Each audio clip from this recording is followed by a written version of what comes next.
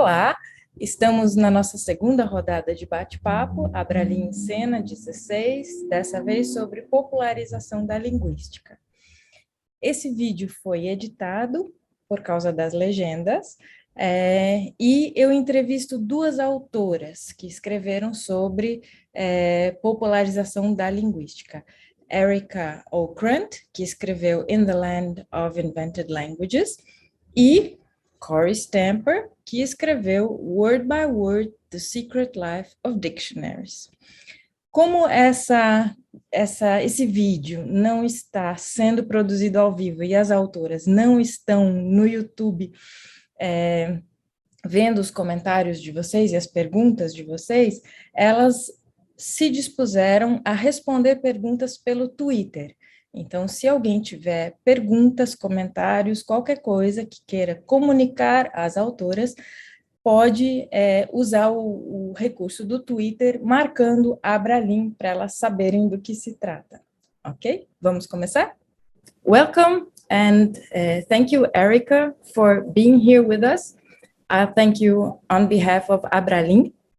Arika, would you like to introduce yourself?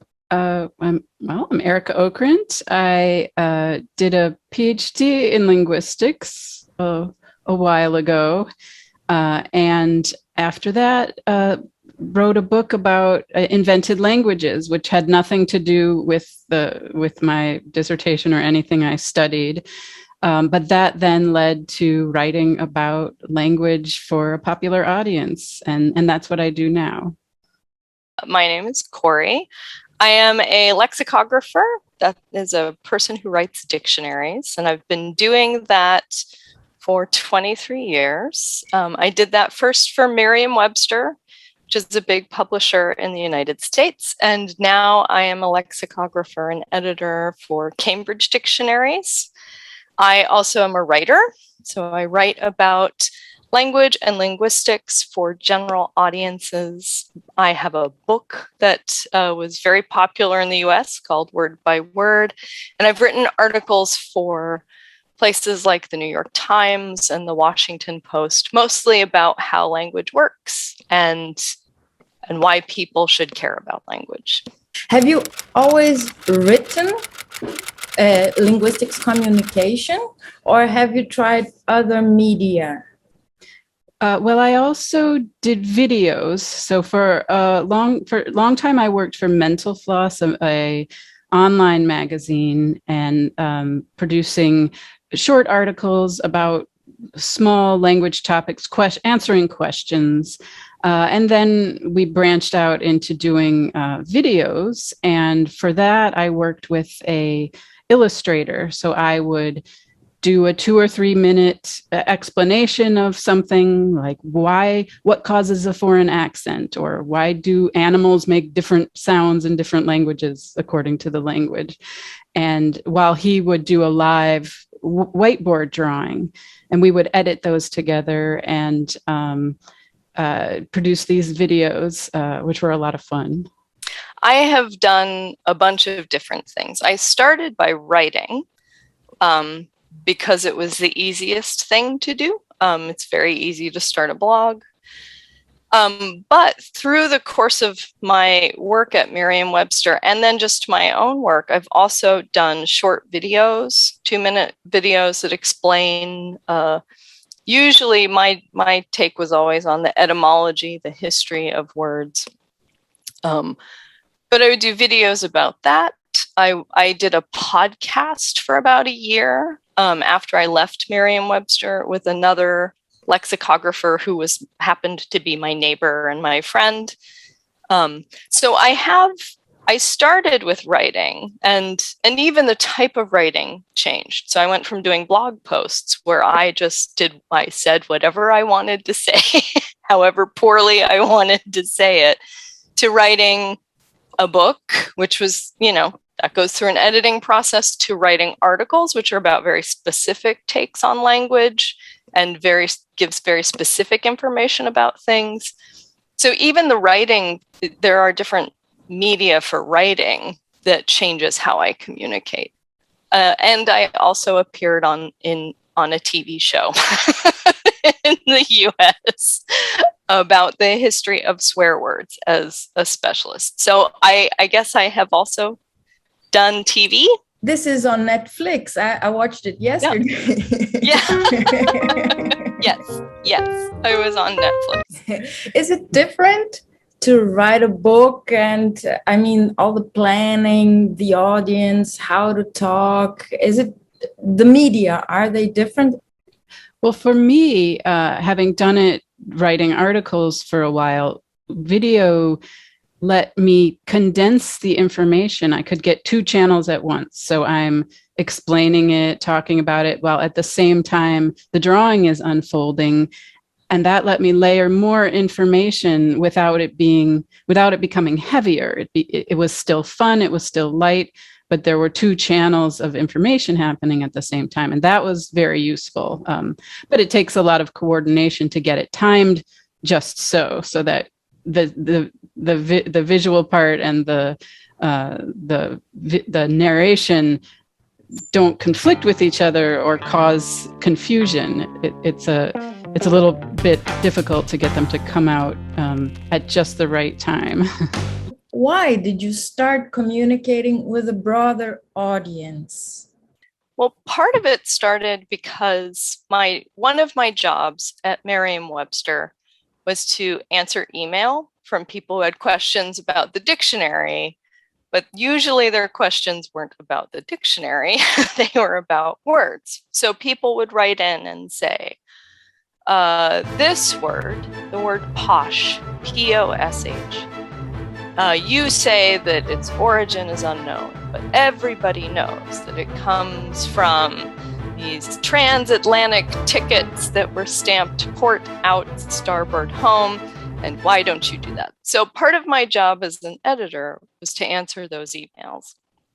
And then whenever I would go anywhere in the normal world, I would, I'd go to parties where I would meet new people and tell them, well, what I do. I write dictionaries, and they'd all have the same questions. Haven't dictionaries already been written? Who writes dictionaries? Why do we write dictionaries? So after a while, I thought, I could have like a little card I could hand to people. I would say, here's what dictionaries do. Here's why people still write dictionaries. But after a while, I thought, well, I enjoy writing. Maybe I'll just start a blog, and this will be a thing that interests people. Since people seem to love language, I thought, well, I have a little bit of knowledge about that. So that's really why I started. It was just because I kept getting asked the same questions over and over and over about my work and about language. And even though I'm not a trained linguist, I had enough experience with part of linguistics, with semantics, with syntax, that I could talk a little bit about, well, actually, language is always changing, and that would blow people's minds, or, So that's part of why I started. The subtitle of your book, Word by Word, is The Secret Life of Dictionaries. I myself teach lexicography at the university, but I had no idea how silent it has to be there, how many people work there, and what each person does there. And this was like I used your book in the course I was teaching. Oh, yes, of course. They didn't read it. I read it and told them what I had read. But it was like, wow, this is real. This is a real dictionary and how it works. It's not just the logic of the dictionary, but how a person from inside tells us what is going on there. Well, that's part of why I think part of what was important to me about the broader audience communication was, language is nothing if not human, and dictionaries are human. And and language, because it's human, that means the way that we interact with language is full of all of the things that make us human. So things we love, things we hate, relationships, interactions. And that gets lost when you're just looking at a dictionary definition on a page or on a website. So that was also part of it, was wanting to make a connection with people, that the language they use every day when they're taking the bus downtown or talking to their mother or reading the newspaper, we have that same connection with language as specialists. Language changes and we change too. What was challenging along this journey of linguistics communication? Well, coming up with questions that people actually have is hard. When you come from an academic background, you start with that. When you first become interested in linguistics, it's because you think it's so interesting and you're curious and you want to know. And then you start to learn the reasons and you start to know more. And then your impulse is to tell everybody how wrong they are. You know these things that you didn't realize, and you realize everyone else thinks this other way, and you need them to understand why what they think is wrong. But that's not a very good way to come at somebody. I want to tell you what you're wrong about. People aren't necessarily interested in that. So coming up with a way to get back into that innocent mindset of just curiosity, like, how does this work? That becomes a little difficult the more that you know, the deeper that you are in the field. And that's a challenge, to pull yourself back to that pose of interested curiosity. And that's what people interact a lot better with. Here in this book, In the Land of Invented Languages, you learned all those not all of them, but you went into those languages, and this is maybe this point of, hey, this is new, I want to share it, I want to show it to you. But it's like entering the back door of linguistics, because you're a linguist and we learn about languages, natural languages, a lot, while learning about all these anecdotes of invented languages. Now, when you put it that way, I realize it was the perfect way to switch that mindset, because I started working on that book when I was working on my dissertation, and I'm weighed down by it, and I'm trying to get work done, and I'm in the library and I'm distracted. Oh, what is this? Oh, Esperanto? Klingon? No way. And I had this very dismissive attitude about these languages, but also some curiosity. They're telling me that they're really using them as languages. No, that can't possibly be true. Well, I'm curious though. I'm going to go find out. So that's how it started, with really an innocent curiosity combined with a dismissive attitude about it. Like, this is ridiculous, yet I still want to find out what's going on here. And that brought me into this subject. That curiosity was what propelled me and kept me going. But my background let me look at it with linguistic sophistication, or I can see what they're doing, and I can see what that says about natural language, or what's different about natural language, or what ideas they're challenging in what we know about natural language, or what we think we know about natural language.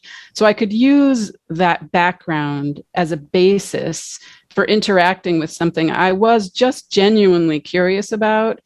And I was able to overcome my dismissiveness about it, because there were people involved, and I could interact with people and meet people and hear what they had to say about it. And that was just interesting to me. So yeah, that was the way that I turned around that deep dissertation to back to that excited curiosity about language, because that you can lose that in the course of your studies, and it's important to find a way to get it back.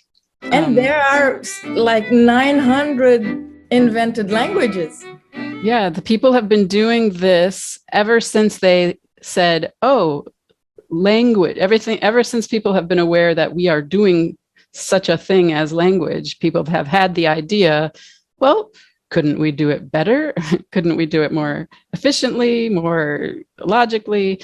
And that's interesting. It's not really a linguistic concept, but why do humans do that? Why do humans have that impulse? Not all humans, but for 1,000 years, people have done it. And that was interesting to me and something I really didn't know anything about from my linguistic training. What was the biggest challenge in this process? I mean, there were a bunch of different challenges depending on the media. So moving from writing to doing video, I had to get very used to being on camera and knowing, I talk with my hands a lot, and this can be very distracting when you're on camera. So that's one thing, that realizing that the way I present information depends on the medium.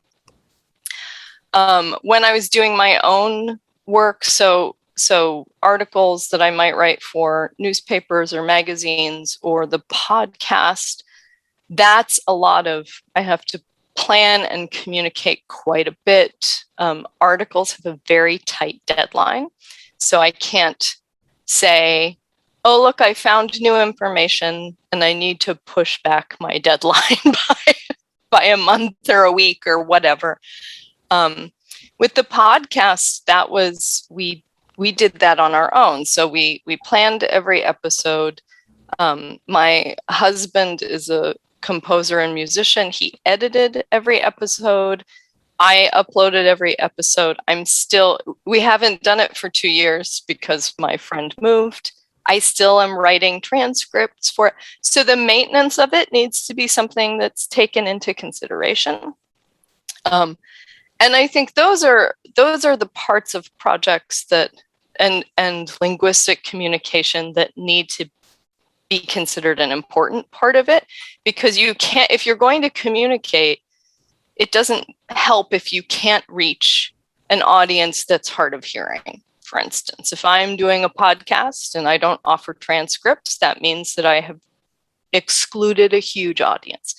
If I am going to do a podcast or I'm going to host a series of videos, I need to make sure those are up and always working forever.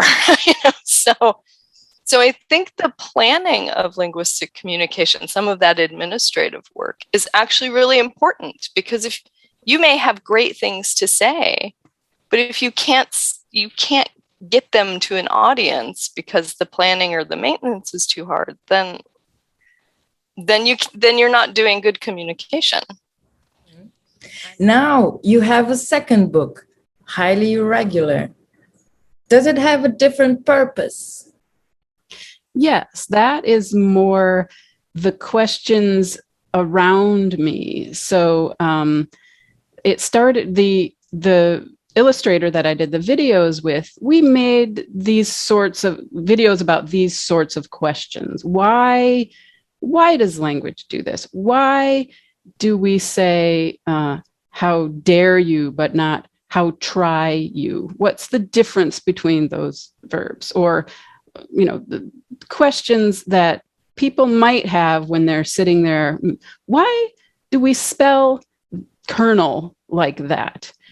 And so we took some of these topics to put into a book that was, you could look at one of those, you could look for that one particular question and find it, or you could start at the beginning and get a history of English, which is really what it is. So all these questions about why does English do this? Why is it so weird? Which you see often as a joke. There's memes about it, English, what are you doing? Oh, that's just English. It's just crazy. You just got to learn it. But you don't just got to learn. It's not just crazy. It's crazy, but it's crazy for a reason. Mm-hmm. And so let's look at what the reason is. And when you do that, you have to get the history.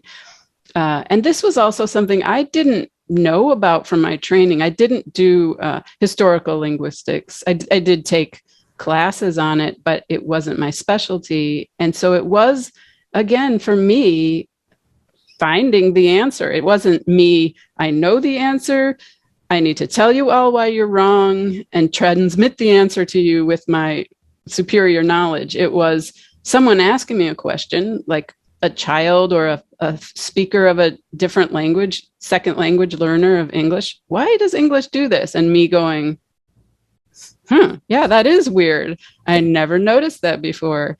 All right, let's find out. And what my training did was let me know how to find the answer and in a competent way. And that was useful, but I didn't know the answer. I had to research it. And so this is me transmitting what I learned too. It's not just me saying, here's what I know, and let me tell you. I think of your book, for example, word by word. There is a marriage between form and content, because the chapters have names of entries of words. So it looks like a dictionary, but they're all connected, and it's one book. It's not chapters. Right. And their style. Clearly, there's humor, and there is experience, and there's a different way. It's not teaching, but it's bringing people inside. It's opening the door. I think, what would you say are the ingredients of linguistics communication? Well, I think the first thing is connection with other people, right? Because so much of, I think when lots of people think about linguistics communication or linguistic communication, they think, I have a thing to share and I need to make sure that it's put out there, which is good. But I know for my own part, having a blog where people could interact was really important, because it helped me see where I was not being clear. Because the point of communication is reaching out to people. It is communicating with people. And so I think the first ingredient has to be a desire to connect with an audience, which sometimes means that you can't use language or jargon that you're very familiar with. It sometimes means that you need to not be in a pedagogical role where you are the teacher and someone is the student, but you need to think of this as a journey you go on together. I think you need to have enthusiasm for what you're talking about. Part of what I loved about writing this book and all the other work I've done is I'm very lucky in that I am able to only write about things that really excite me or things I think are really interesting. And that enthusiasm is contagious. I think if you're just, if you're writing a paper on a linguistic theory for a technical audience, you're trained not to be enthusiastic. You're trained to remove yourself from things. But part of communication is being present in the communication. It's because you're the person who's giving that information. So when I talk about linguistic communication with trained linguists, I often say, don't think like you're teaching in a grad school or you're teaching a class. Think about when you go to the pub after work, or you're out with, friends that aren't linguists, and you're all just talking about your day. And someone asks you something about, I don't know, discourse analysis. And you can talk about like, oh, we call that discourse analysis, right? What we're doing right now with me doing this and you doing that. So I think that's the main ingredient, is a desire to connect with other people and get other people excited about linguistics, because it's a confusing field. I mean, people don't know what linguistics is. I barely know what linguistics is, and I deal with it every day. So there is form and there's content, and there is style. Are there other ingredients? Well, I think that element of curiosity, and I don't know how to, put that in a simple formula, like this is the type of curiosity you must have, and this is how you apply it. But you have to appeal to a person's curiosity. And that might mean looking for questions that people actually ask. But not only that, I mean, we know that people do not ask the questions that linguists are pursuing, interested in. So it's finding a way to connect the things that you're pursuing and that you're interested in with the curiosity of people who aren't doing that. And that's a really tricky part, because the impulse is to say, I know this and I need you to know this. But instead it's finding a way in something that you can connect to their life. So how children, everybody's interested when they have a child. What is this child doing and how are they doing that? And they're interested in the process. They're not necessarily asking the questions in the way that lets you access what the linguist knows about it. So there's some room there to direct the process.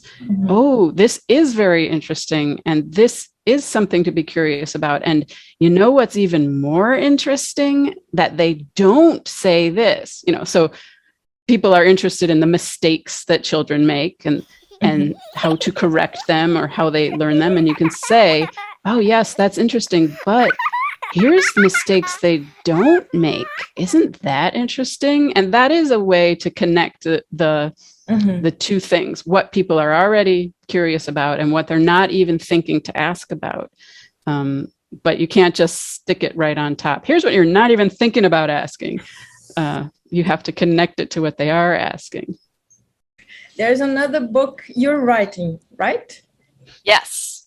I actually have 2 other books I'm writing. The one I'm working on right now is a historical survey of how women have created the English language.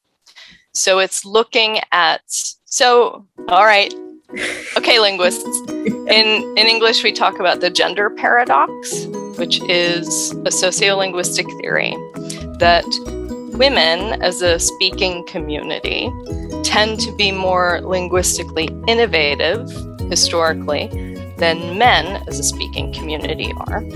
But women's speech and writing is judged more harshly than men's for a lot of sociological reasons. So women also tend to stick to rules better than men in writing and in public discourse. So women hypercorrect or overcorrect a lot of the time, where men might not. So the paradox is, how can women both be so rule-bound, but also be the linguistic innovators? And part of what my book is doing is going through the English language. I say historically, it has to be a small book, so I can't cover everything. But looking at different areas where we think of, this is grammar. English grammar went through a codification in the 1700s and early 1800s. And most of the grammarians that we talk about are men. But there was a huge number of female grammarians who actually pushed certain things forward in the language.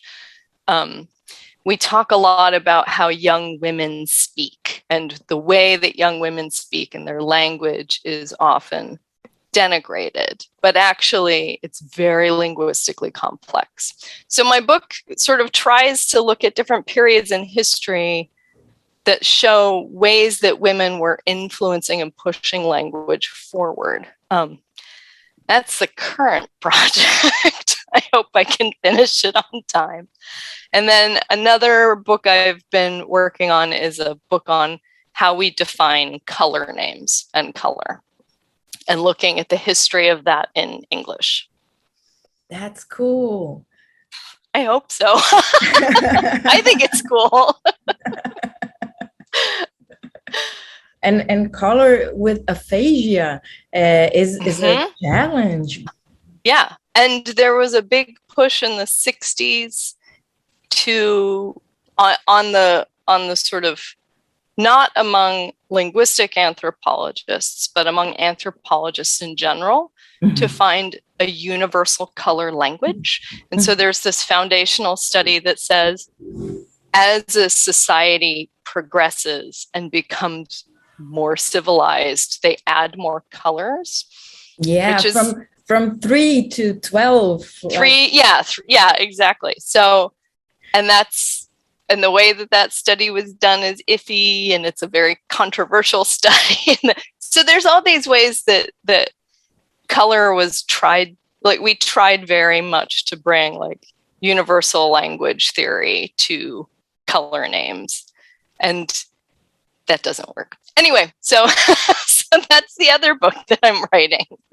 Will you continue on this path, writing other books and making videos? Do you have plans for the future? I don't right now. Once you finish a book, you kind of never want to write another one. But I can. It's starting to come back now, and what's coming back is my own curiosity about a thing, and that's what I'm thinking about, and thinking about how to make it interesting outside of my own head, and figure out what people would actually be asking me or wanting to know about it. And that is a challenge. Thank you very much for your story, for your contribution. We are learning about linguistics communication, and we hope we will do it more. Yeah, I think even where I am, it seems to be the idea that you can do linguistics communication and do it ethically and do it well is kind of a new thing too. So it's exciting. Linguistics is great. More people should know about it. I think it's good. Did you learn this somewhere? Did someone teach you this way of writing, this way of speaking, this way of thinking, this way of communicating? Well, I think over time, working with editors, people were asking me, or they wanted to direct me toward the typical things that you'll find in popular writing. Conflict. So tell me about the conflict between Chomsky and Everett. Like, there's drama there, and that's what people want to know about. And then finding a way to explain that. I did an article about that, and it was one of the most difficult things I've done, because I had to find a way to explain what that's about without, saying the typical, the typical things about it, and having a deep understanding of what each of them are doing and why there is a conflict. But that is when people come to me and say, hey, we want an article about this, and I would kind of roll my eyes like, oh yeah, that again. But instead of saying, no, that's not it, I would say, okay, how do we do that thing you want to know about in a way that feels linguistically competent and relevant and true? But it's very difficult to take the thing that they're being asked about and people are interested in, and making it, giving it a full, true representation. But it's not impossible. But it's starting with what someone asked you, not what you want to transmit. Yeah, if it's not interesting to you, then it's going to be too difficult to write about. But over time, I think writing for Mental Floss, this online publication, was I would sometimes do 3-4 posts a week, and that's a lot of churning. And that was a lot of me like looking on the internet, like, what are people talking about? What are they doing? Like, how do you get the linguistic angle on whatever it is that's going on? And sometimes it was as simple as finding a commercial, like an Italian commercial about Nutella that used all the different Italian dialects in the commercial. And, oh, that's a really cool commercial. And do a little post about that and say something about dialects. And that was that sort of churning of like, got to come up with another topic, combing through everything that's going on to find the linguistic angle on everything. That produced a lot of material for me that I knew people were already interested in it because it's already churning through.